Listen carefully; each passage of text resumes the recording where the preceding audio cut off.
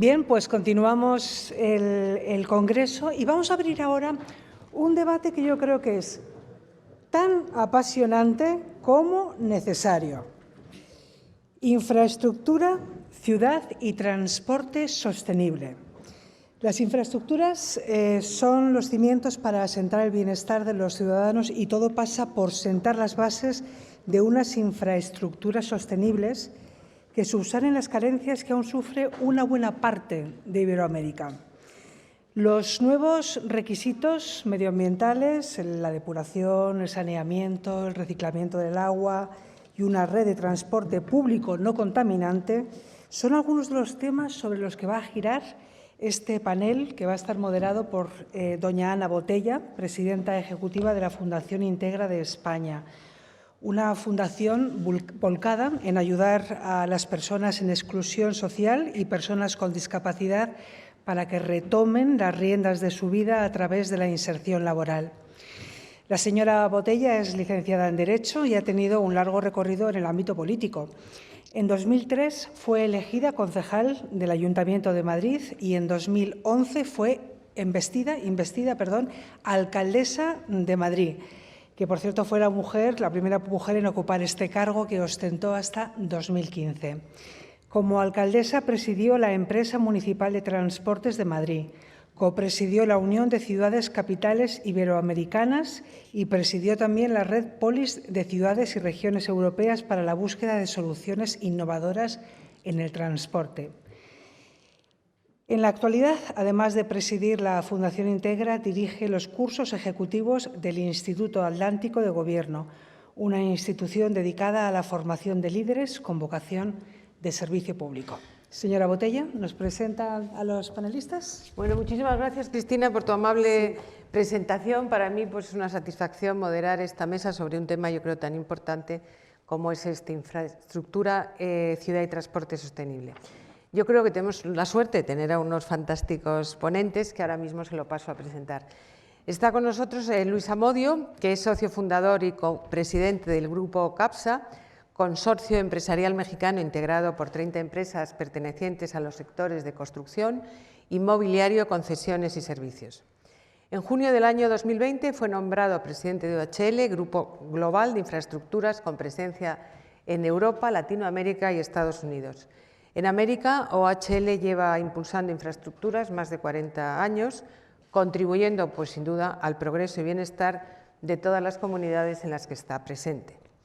En segundo lugar, nos acompaña Manuel Contreras, es presidente del Grupo AZBI.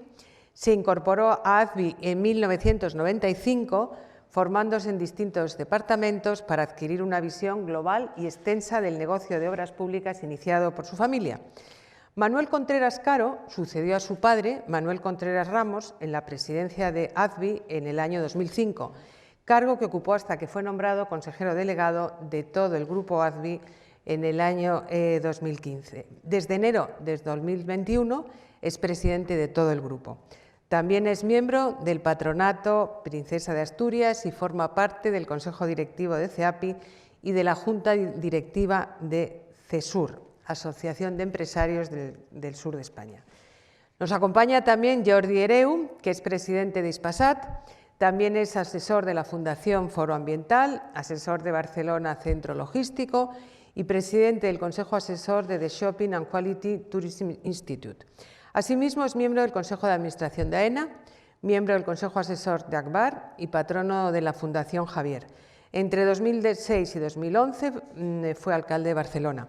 En cuanto a formación, Jordi Hereu es licenciado en Administración y Dirección de Empresas y máster en Dirección y Administración de Empresas también. Y por último, nos acompaña de manera virtual Alfonso Gajate. Alfonso Gajate fundó Islalink en 1999, primer operador español neutro de cables submarinos, unió la península con las Islas Baleares, las Canarias y con Argelia. Allí creó el A-Link, que acaba de conectar el primer cable submarino directo entre la península y Latinoamérica, y ha tenido además puestos de máxima responsabilidad en el A-Link, Islalink, Alcatel, DEC, IBM e ITT en distintos países, entre ellos España, Francia, Reino Unido, Estados Unidos, Perú y Bélgica. También es miembro y consejero de diferentes foros, como el Foro de Foros o el Foro de la Sociedad Civil o del Círculo de Empresarios. Bienvenido a ti también, Alfonso.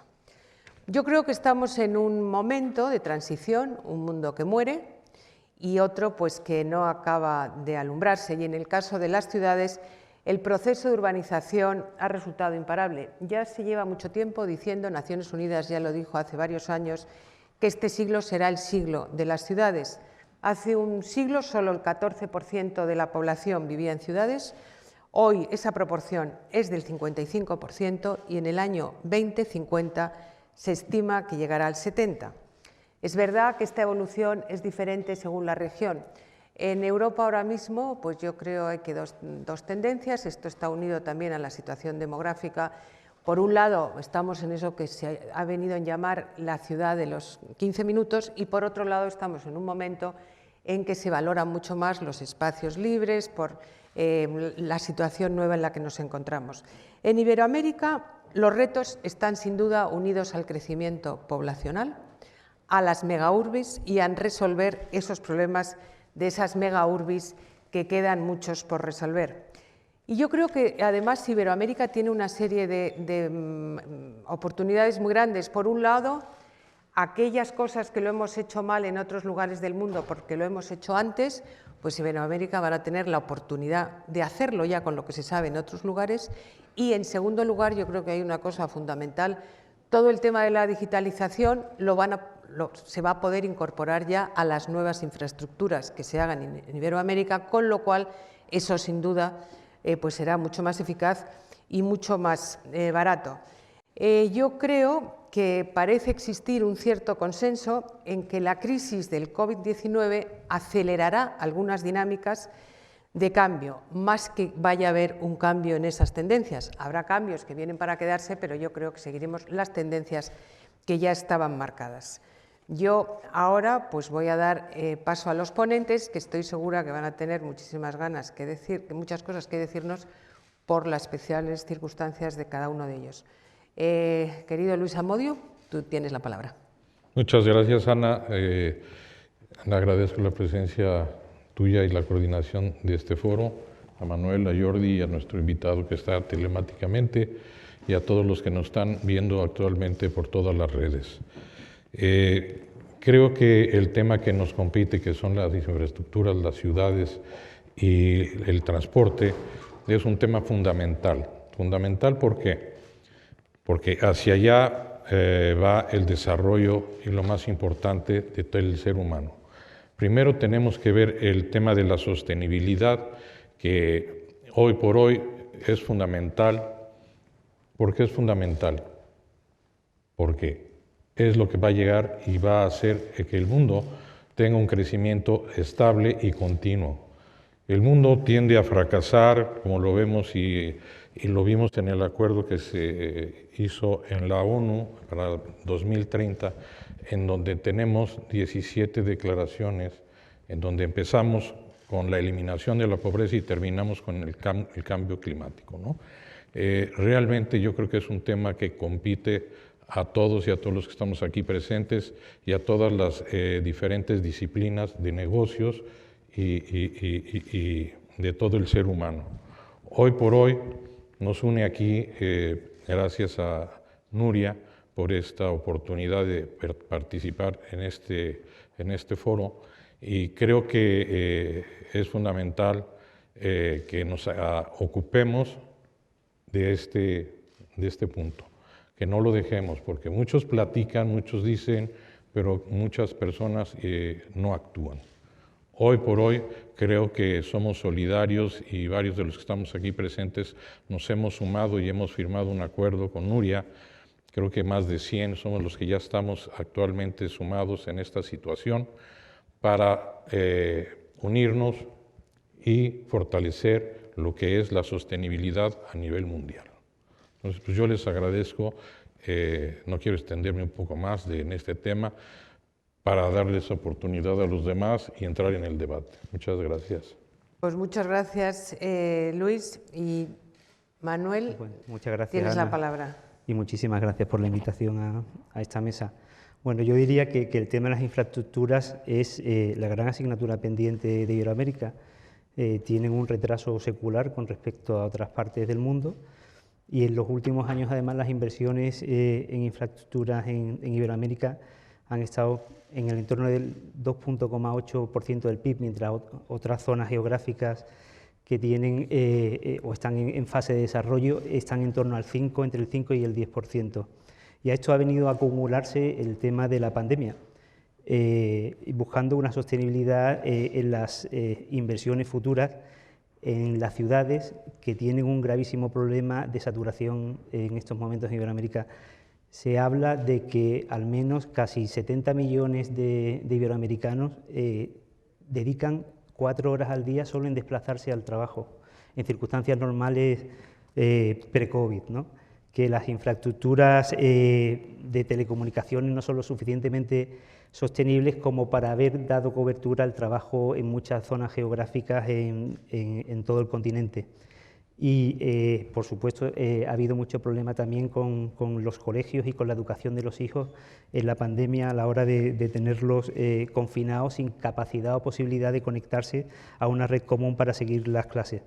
Todo esto pone en evidencia una falta de inversión que se necesita en infraestructuras de tipo social, en el tema sanitario. Se ha visto también que hay una deficiencia enorme. Es decir, yo creo que el campo es amplio y enorme en estos momentos para desarrollar todo ese tipo de infraestructuras en Iberoamérica, y lo que necesitamos es que los estados se alineen con la inversión privada, con la banca multilateral, y pongan en marcha planes de desarrollos muy expansivos y además ambiciosos para acortar esa brecha que tienen estos países hoy en día. Y sobre todo, desde mi punto de vista, sería necesaria una mayor integración política en el continente para que unos con otros pudieran hacer un esfuerzo común más importante. Pues muchísimas gracias, Manuel. Está muy claro que los dos habéis hablado del tema de la sostenibilidad, que sin duda yo creo que es fundamental, y como Nuria ya nos ha dicho, es muy importante el comunicado que va a haber. Y ahora doy la palabra a Jordi Hereu. Muchas gracias, Ana, y felicitar a Nuria y a todo el equipo que habéis impulsado este congreso cuando yo creo que empezamos a ver la luz al final del túnel. Creo que es adecuado y realmente muy necesario, ¿no?, el poder poner en común algunos temas. Respecto a ciudades, expresar que Latinoamérica es una de las 3 zonas del mundo, con Norteamérica y Europa, más urbanizada del mundo. Más del 80% de la población ya viven en ciudades, y esto es uno de los factores también que ayudan al desarrollo económico. Urbanización y desarrollo económico yo creo que van muy ligados. Yo creo que las reflexiones que tendremos después de la pandemia respecto a la urbanización es que la pandemia no acabará con las ciudades. Lo que sí que creo que nos obliga las grandes lecciones de la pandemia a reformular y repensar algunos temas para mejorar nuestras ciudades. Y por tanto yo sí que creo que desde siempre el urbanismo ha nacido después de una reflexión sobre aspectos de salubridad, de salud pública, así ya fue en el siglo XIX, y creo que ahora nos volvemos a plantear el cómo tenemos que mejorar las ciudades en este espacio de Iberoamérica. Y en este sentido yo creo que el papel de las infraestructuras será, y lo era, pero ahora aún más, será estratégico. Porque la pandemia nos ha recordado y nos ha subrayado que aún tenemos millones de personas que no tienen acceso a un buen saneamiento, que es la dimensión básica de una ciudad, que hay millones de personas que no tienen acceso a agua en condiciones. Nos ha subrayado que ahora más que nunca los modelos de movilidad tendrán que ser sostenibles, y nos recuerdan un tema que ha emergido con fuerza, además de las infraestructuras de conectividad, de transporte, de los elementos básicos urbanos, aparece también una nueva infraestructura que es la conectividad digital. Y ahora tan importante como el resto, ¿no? Por tanto, digamos, se pone en valor una nueva agenda de infraestructuras que yo, más que poner relieve en lo que nos falta, me gusta explicarlo como oportunidad. tenemos una gran agenda para desarrollar y creo que, yo siempre digo, que la última década fue la década de anunciar grandes objetivos, Agenda 2030, la Agenda Urbana de ONU Habitat y después el Pacto de París para el Cambio Climático. Ahora viene la década de ponernos a trabajar para ejecutar, ya no discutir los objetivos, sino el debate sobre cómo acometemos el desarrollo que las ciudades necesitan, porque las ciudades son una de las grandes esperanzas para el desarrollo social y económico, mucho más allá de que sean también el escenario de los grandes retos y problemas. Muy bien, pues muchas gracias, Luis. Y ahora damos la palabra a Alfonso Gajate. Muy buenos días a todos. Muchísimas gracias, Ana, por tus palabras. Muchísimas gracias, Nuria, por invitarme a este evento. Me alegra mucho participar en él y me apena mucho no estar con vosotros. Me encantaría estar hoy en Madrid, pero otras obligaciones me llaman a París. Quería felicitaros a Nuria por festejar este cuarto evento, que no es común que se pueda celebrar un evento como este en las condiciones que vivimos. Enhorabuena. Y también felicitar a Enrique Iglesias, porque creo que Enrique Iglesias es un poco el alma de este deseo de unirnos y estar pensando continuamente en ambos lados del Atlántico, en Iberoamérica. Yo estoy aquí como atraído por la palabra infraestructuras y atraído por esas palabras de Enrique, que es creer y crear. No voy a hablaros de ciudades, sino de la aldea digital, porque todos sabemos que hoy en día el mundo está mucho más conectado y si recordamos que cuando miramos a los números vemos que después del comer, digamos, de la salud y del techo, viene la comunicación como elemento indispensable del ser humano. Y existimos porque comunicamos, ¿no? Y lo que creo es que en nuestra convicción de creer en que hay una unión realmente de estos 700 millones de iberohablantes, hemos trabajado desde hace 10 años, y en algún momento incluso Enrique nos ayudó con su apoyo, en crear un punto de unión, el primer cable submarino que une, no sé si sería posible poner el mapa un instante en la pantalla, pero es el primer cable submarino que va a unir directamente, sin parar en ningún punto intermedio, Europa con Iberoamérica. Vamos a unir, y eso va a inaugurarse el día 1 de junio por la presidenta del Ejecutivo Europeo y por la presidencia en funciones, que es Portugal. Va a inaugurarse ese cable que une ya físicamente Lisboa con Fortaleza. Va a extenderse a otros sitios, evidentemente, para conectar ambas geografías más ampliamente. Vamos a llegar a Marsella por un lado y a Sao Paulo por el otro, pero desde ya están conectadas estos dos puntos. El creer viene de la convicción de que somos 700 millones de personas que hemos nacido, digamos, y crecido con valores bastante comunes, que no son los que, digamos, propugnan las fuerzas del mundo en este momento, pero sí tenemos un pozo humanista que nos une y unas lenguas, porque también el portugués está en ello, el portugués y el español que nos unen. Y nosotros respondemos a esa necesidad de poder hablar sin tener que pasar por un punto intermedio. O sea, hasta a principios del siglo pasado ya existían 3 cables telegráficos que unían ambos Europa con Sudamérica. Pero luego todas las comunicaciones se han ido desarrollando pasando no directamente, sino a través de Estados Unidos. Y lo que estamos haciendo por primera vez desde hace más de 50 años, más de 20 años, es poner un nuevo cable, en este caso directo, que va a unir ambas geografías, ofreciendo una oportunidad de un contacto no intervenido, como todos recordamos las anécdotas del señor Snowden, pero es un contacto directo, va a ser un contacto mucho más rápido porque el camino es mucho más corto y va a ser un contacto que va a ayudar a conectar en tiempo mucho menor, en la mitad del tiempo, las transacciones, digamos, financieras, electrónicas, la comunicación entre ambos continentes, ¿no? Nosotros hacemos esta contribución de nuestra creencia de que responde a la realidad que es hoy en día Iberoamérica.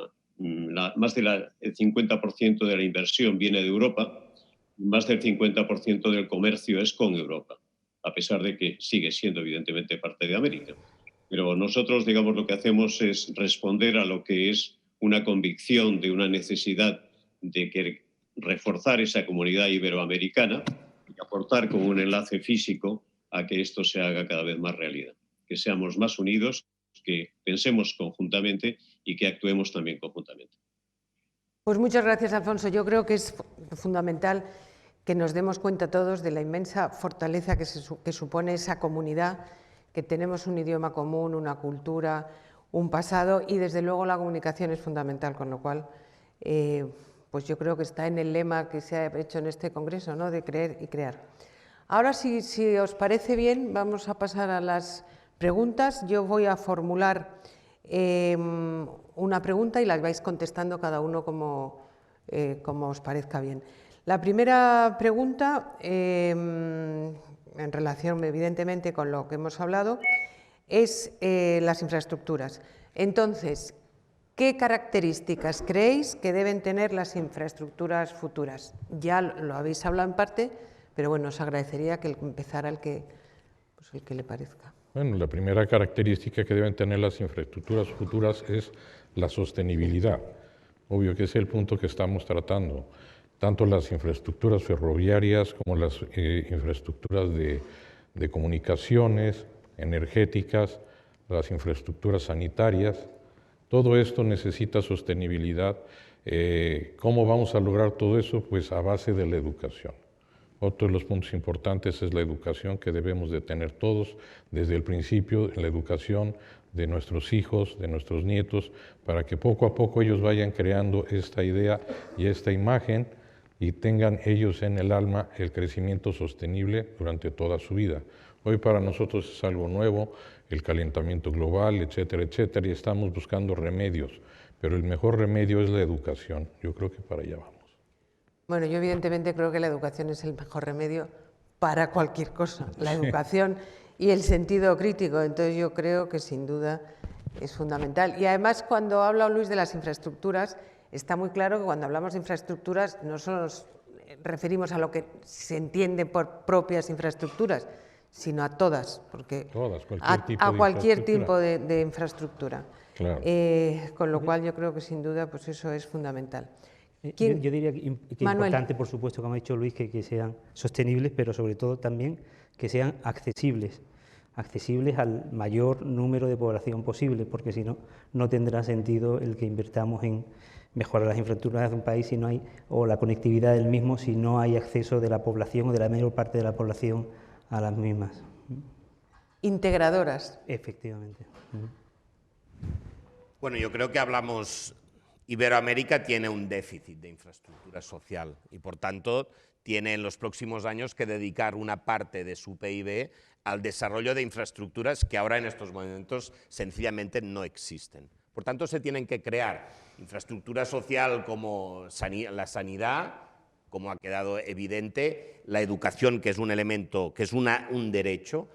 Si hablamos y nos aproximamos al mundo de la ciudad, yo creo que las próximas infraestructuras tendrán que ser resilientes y capaces de incorporar esta capa de inteligencia digital encima de la infraestructura, digamos, pesada. Por ejemplo, en movilidad, en Europa hace algunas décadas se invirtió mucho en la movilidad privada, basada en el uso masivo del coche, y yo creo que ahora el diseño de las futuras ciudades tienen que tener un espacio para la movilidad privada y para la nueva movilidad que irá apareciendo, pero tiene que haber, básicamente el déficit es del transporte colectivo. Es decir, en una zona del mundo que está mucho menos motorizada que Estados Unidos o Europa, o generamos una gran inversión en transporte público colectivo o vamos al colapso. Total. Y esto, por tanto, lo que tenemos es que generar, digamos, y efectivamente generar estrategias donde las infraestructuras estén al servicio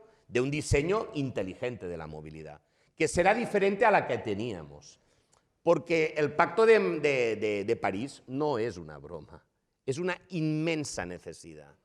O sea, el coste en el PIB de no cumplir el Pacto de París va, algunos cálculos, de 1,5 al 5% del PIB, digamos. Y por tanto necesitamos adaptación a cambio climático y mitigación.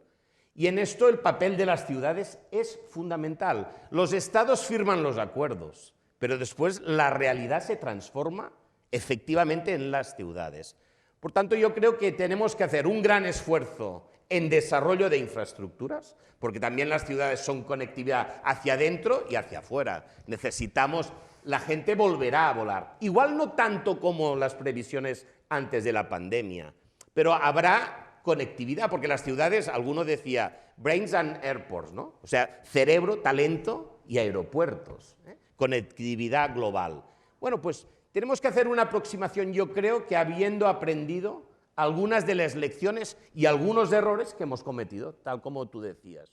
Por tanto, yo creo que estamos ante una gran cruzada por la sostenibilidad de las infraestructuras, y creo que esto es un reto precioso, ¿no? Porque, como decíamos, es ¿cómo lo pagaremos? Bueno, por la suma de esfuerzos multilaterales, de Estado, de gobiernos y, evidentemente, el concurso del sector privado empresarial para poder sumar y multiplicar los esfuerzos.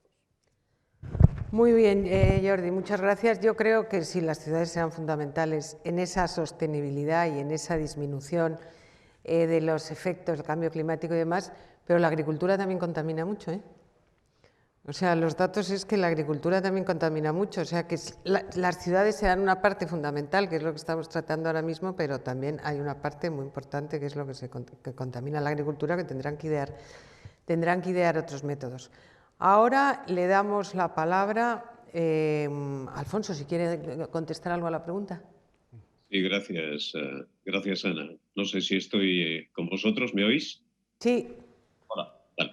Bueno, digamos que no puedo estar más de acuerdo con las palabras de Luis, que pone el dedo en ese factor humano que es indispensable para que todo suceda, es la educación.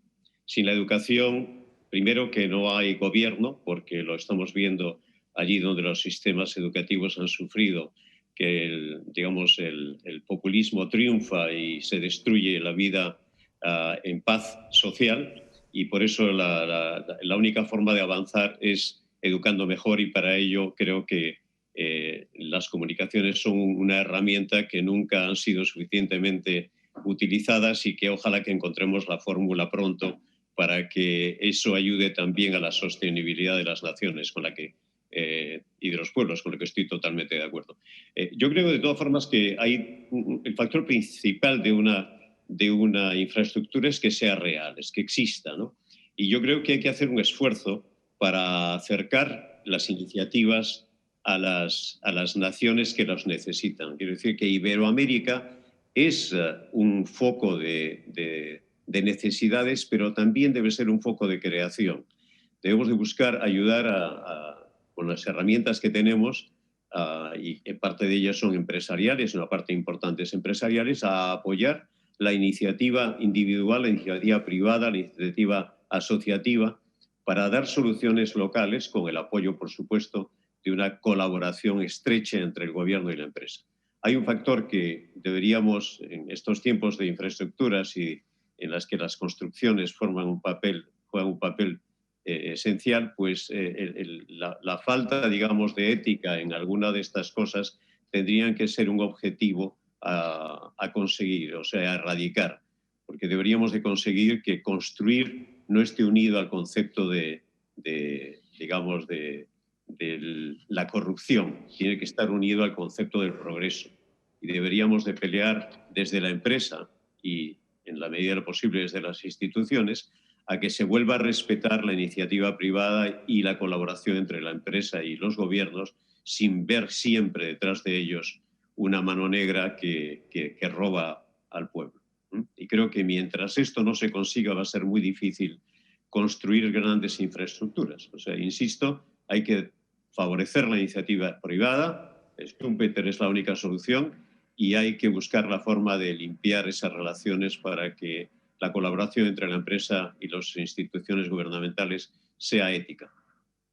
Pues muchísimas gracias, Alfonso. Yo estoy desde luego totalmente de acuerdo contigo y además está unido a la próxima pregunta, que es sobre la colaboración pública-privada. Todas estas infraestructuras que tiene, en este caso, Iberoamérica por delante, no podrán ser posibles si no hay una colaboración público-privada. No hay posibilidad de hacerlo, porque no hay posibilidad de pagarlo solo por las administraciones públicas y porque no se pueden recargar de impuestos para pagar esas infraestructuras al ciudadano. O sea que no cabe más solución que ir a la colaboración público-privada, que además es lo normal. Estoy de acuerdo también tú con lo que has dicho antes del tema de la corrupción, porque eso puede llegar, como ya está llevando en algunos casos, a la inacción. Entonces yo creo que lo que hay que establecer es los sistemas legales suficientemente claros, que cuando haya cualquier tipo de problema, evidentemente, tenga su pena, pero yo creo que tenemos que ir a sociedades que tengan confianza entre el sector público y el sector privado. Porque si queremos avanzar y queremos avanzar todo lo que hay que avanzar en este momento, o se hace a base de una confianza entre el sector público y privado, o si no, no lo haremos. O sea que si os parece ahora contestáis a mí me gustaría, cada uno a lo que ha dicho Alfonso y tú has comentado, Ana, sí, que estoy totalmente de acuerdo, pero el principio es muy básico y muy sencillo. Reglas claras y objetivas. Y en ese momento se quita cualquier sombra de corrupción. Y por poner un ejemplo en positivo es el modelo chileno, por ejemplo. En el modelo chileno, automáticamente cuando se abren los sobres se sabe quién es el ganador y punto. Y no hay lugar a componendas, ni a influencias, ni a cambiar, ni a poner. Y eso solo se consigue pues, con reglas objetivas y claras. sin duda. Sí, y hablando de la asociación público-privada, yo creo que es fundamental. Pero para que exista eso, pues tiene que haber una seguridad jurídica. Y también, como decimos en México, ni tanto que queme al santo, ni tanto que no lo alumbre. O sea, necesitamos algo que sea un punto medio, porque realmente hay veces que no es posible trabajar en ciertos lugares, en ciertos países, porque o es demasiado y muy exagerado, y el estar viendo, como decías tú, el tema de que va a buscar el punto sobre la I que no permite que se haga el desarrollo, y otros que tienen tanta manga ancha que se presta a muchas otras interpretaciones y otros actos, ¿no? Entonces, es fundamental buscar el punto medio, ojalá que se pudiera llegar a un consenso multinacional para que pudieran actuar todos los países de Iberoamérica en un sistema para hacer una asociación público-privada congruente, pero para todos, ¿no? Porque cada país tiene una, otros tienen otra, cada quien cree que hace mejor un trabajo que el otro y se convierte en una competencia que a final de cuentas quien sale afectado pues es la población, ¿no? Entonces yo creo que hoy por hoy sería bueno tratar de promover hasta donde sea posible algún tipo de acuerdo en donde fuera multinacional los reglamentos y las leyes para hacer las asociaciones público-privadas, ¿no? Esa es mi opinión. Bueno, eso me parece una idea fantástica para ponerla como conclusión, ¿no? O sea, yo creo que en ese momento que realmente tanto hay que por hacer, el tener una serie de normas comunes para toda Iberoamérica sería, bueno, yo creo que sería... Jordi. No, yo creo mucho en la colaboración público-privada, pero también porque creo que es fundamental y porque creo que allí donde más se desarrolla de manera eficiente y eficaz es a través de este modelo. Lo que pasa es que creo que cada uno tiene que tener su papel. Y por tanto yo creo en una institucionalidad política que no significa grande, pero sí capaz y que pueda decidir la planificación de las cosas. Y por tanto, al interés general, esto lo define una buena institucionalidad para que después el mercado ejecute aquello que hemos decidido. Por tanto, a cada uno su papel y en cambio con una cultura de estricta cooperación. El interés general, la definición, por ejemplo, del modelo urbano de una ciudad, esto compete al proyecto colectivo y a la institucionalidad, a partir de la cual después el mercado le dota de contenido. Y esto es así, y es así en todos los países que han desarrollado mejor las infraestructuras. De manera que, y un caso muy claro es el urbanismo, se determinan las reglas claras colectivamente y después ¿quién dota de contenido? ¿Quién construye los edificios? El sector privado, el mercado. Por tanto, yo defiendo, digamos, si esto fuese un coche, o sea, el motor es el mercado y necesitamos un buen motor, porque es donde arriesga, donde innova, donde genera, digamos, Ahora, el volante en las mejores ciudades del mundo es un proyecto colectivo. Y es a partir de la conjunción de volante, proyecto colectivo y mercado donde salen las mejores ciudades. Y quiero expresar algo muy importante. La nueva economía en el mundo precisa de mejores ciudades. O sea, un país, si tiene buenas ciudades, tiene aquel nodo global que atrae la inversión y la nueva economía. O sea, por tanto, construir mejores ciudades es un gran tema de política económica nacional. Y esto, digamos, o sea, para España tener Madrid, Barcelona como nodos globales es un elemento de política económica nacional. Y yo creo que en Latinoamérica hay mucho que hacer para mejorar las ciudades. Y esto será el concurso de todos los esfuerzos, como dice el objetivo 17 de la Agenda 2030, que es la alianza público-privada. Ahora, cada uno con su papel, y de manera clara, digamos. Bueno, a mí me vas a permitir un momentito que realmente también en las fases iniciales digamos, las entidades privadas pueden colaborar en el desarrollo y básicamente en el diseño. Hoy en día, y sobre todo en Iberoamérica, es decir, las administraciones son poco consistentes, tienen pocas personas y pocas entidades con capacidad para desarrollar, y en eso muchos países han abierto a que la iniciativa privada les guíe, les muestre modelos, y ellos al final, lógicamente como institución pública, decidan qué modelo quieren seguir, pero ha habido muchas veces un reclamo al sector privado para que les aporten información y conocimiento al respecto, y yo creo que en toda la cadena el sector privado puede intervenir. Además, comentar que hay ingente cantidad de dinero en este momento en el mundo dispuestos a invertir en infraestructura, y lo único que necesitan, y lo hemos comentado antes, es un plano seguro de inversión y una estabilidad política. Y si se da en esa coyuntura, como bien decía Luis, buenísimo sería una integración en el sentido de unas normas claras y generales para todos, y que conllevará también una mayor integración política en la región, que sería necesario. Hay países que hoy en día, por su tamaño y su especificidad, pues son poco sostenibles en el futuro. A lo mejor tienen que ir hacia una integración mayor en la región. Claro, y más si intervienen fondos internacionales, ¿no? Sin duda. No, yo creo que además son compatibles las dos cosas, ¿no? Perdón, Alfonso. No sé si me permitís decir algo. Sí, sí, claro. Gracias. No, yo quería, bueno, estoy muy de acuerdo con lo que ha dicho Jordi, que también me parece muy acertado. Hay un factor que siempre me ha preocupado, y que es que acometer proyectos de largo recorrido, de largo plazo, este cable tardamos 10 años desde que empezamos a lanzar la idea hasta que ahora se va a inaugurar, ¿no?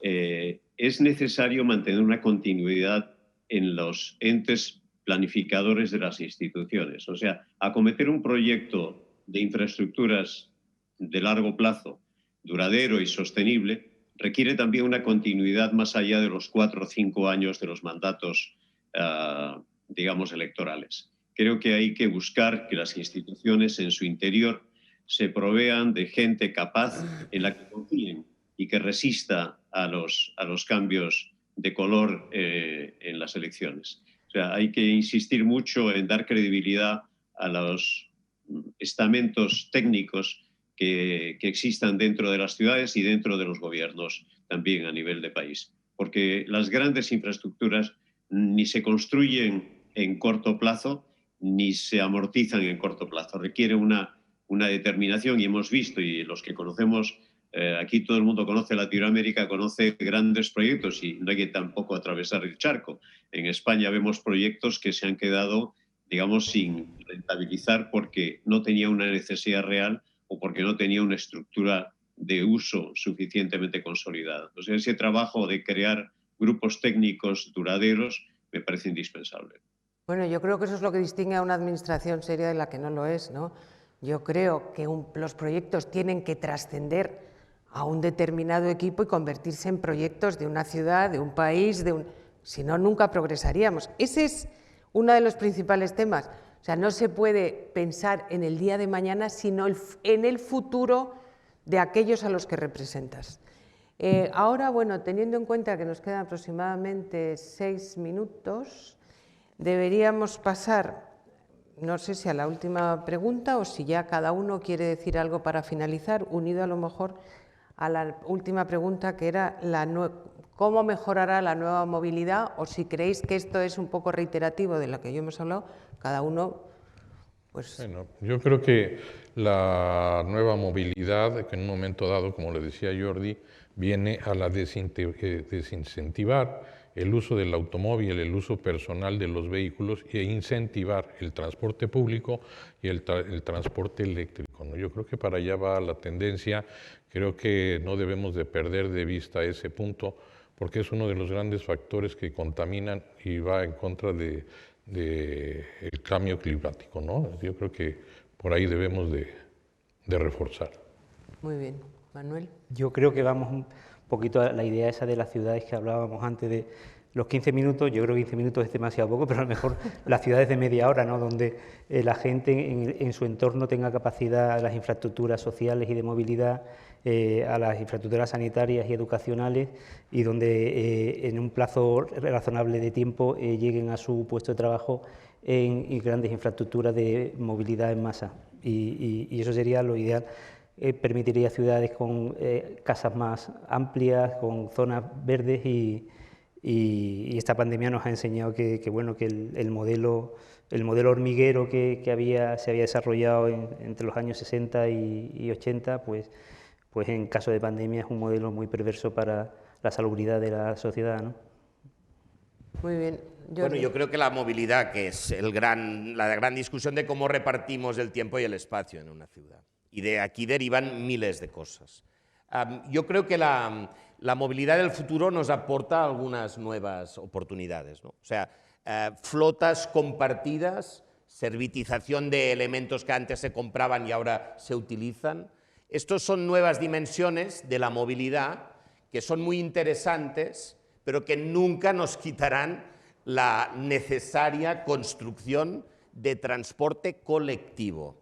Hay ciudades en Latinoamérica que llevan 70 años debatiendo si hacen o no metro, bueno, en megápolis de 8 millones de personas. Claro, tenemos que avanzar hacia esto, sabiendo que vendrán nuevas economías digitales, pero que, digamos, esto no suplanta los clásicos. Y después, teniendo en cuenta que la movilidad privada tendrá una explosión, porque estamos en un continente que tiene una tercera parte de la motorización de otras partes del mundo, bueno, y que la que venga será de nuevas energías y espero que muy eléctrica. Por tanto, bueno, yo diría que la movilidad del futuro será un mix de soluciones y las necesitamos todas, para tener un mix sostenible. Porque si no, lo demás es literatura. Y la gente tarda 2 horas como mínimo en el continente para llegar de residencia a trabajo. Y estos son los elementos que tenemos que superar, son las enseñanzas de este año de pandemia. Y por tanto, yo reafirmo, buena institucionalidad, potente, para poder exigir al mercado y concertar con el mercado, me parece fundamental. Y después, yo lo que considero es que necesitamos aprender de las lecciones que nos ha dado también la pandemia respecto al fenómeno urbano. Y sobre todo, década de implementación, una vez ya superado el debate sobre los grandes principios, que ya los tenemos definidos de manera universal a través de grandes pactos de los estados. Ahora toca implementar, y por eso es la década de las ciudades. Muy bien. Alfonso. Bueno, yo creo que todo se ha dicho, pero únicamente me gustaría acentuar esa necesidad de confiar mucho más en los recursos locales y buscar que la empresa se comprometa más en las decisiones públicas. Creo que hay que conseguir que haya una unión no solamente a nivel de una cooperación en proyectos específicos, sino que realmente para las decisiones se cuente con el talento de las... Hoy en día la mayor parte del talento está dedicado a lo privado y no suficientemente a lo público. O sea, siento decirlo de esta manera, pero es una percepción que creo muchos compartimos. Y habría que buscar una mayor involucración del empresariado en las fijaciones de metas para poder ejecutar y poder conseguir que todo esto se convierta en realidad. Muy bien, pues yo ya para terminar solamente voy a decir, dos o tres cosas. En primer lugar, yo creo que todos estamos de acuerdo que la ciudad es el gran invento de progreso de la humanidad. Siempre cuando la gente ha querido progresar se ha ido a las grandes ciudades. Las ciudades no van a desaparecer por la pandemia. Tenemos que hacer ciudades más sostenibles, más integradoras, que creo que se ha hablado poco de ello, en un tiempo en el que la gente va, como por cierto, desde siempre, desde el principio de la humanidad, de un sitio a otro para buscar una manera de vida en otro lugar. Hay que buscar que el urbanismo, como decía Jordi, sea integrador respecto de todas esas personas que vienen, y además tenemos distintos ejemplos en el mundo pues que no voy a poner. Yo creo que hay además una cosa fundamental, todo lo que habéis dicho, que la década pasada fue la de marcar los objetivos y esta es la de los realizarlos. Ahora lo que parece claro es que hay un número importante de dinero en circulación en el mundo por distintas cuestiones y que es muy importante, ya que tenemos los objetivos marcados y que parece que hay dinero en el mundo en circulación, hagámoslo. Y yo creo que luego, Alfonso, hay mucho talento sin duda en el sector privado, pero creo que también es muy importante que se dediquen algunos de los mejores al sector público y que tengan una cierta aprecio por parte del resto, porque yo creo que es fundamental que haya esa colaboración público-privada. Yo estoy también con lo que decía Jordi, hay unas cosas que pertenecen a los que representan a los ciudadanos, porque no nos olvidemos que son los que representan porque les votan y por lo tanto eso pues implica una serie de cuestiones y ahora tendrán que hacer un marco que sea suficientemente atractivo para que el empresario pueda apostar por ese modelo. Con lo cual yo le doy las gracias a Nuria y la felicito porque creo que este congreso llega en el momento justo, en el momento oportuno, porque es verdad que es como la primera vez que empieza a haber y yo creo pues que unir los dos mundos es fundamental. Muchas gracias, Nuria. Muchísimas gracias a los ponentes porque pues, creo que habéis sido estupendos. Gracias a ti. Muchas gracias.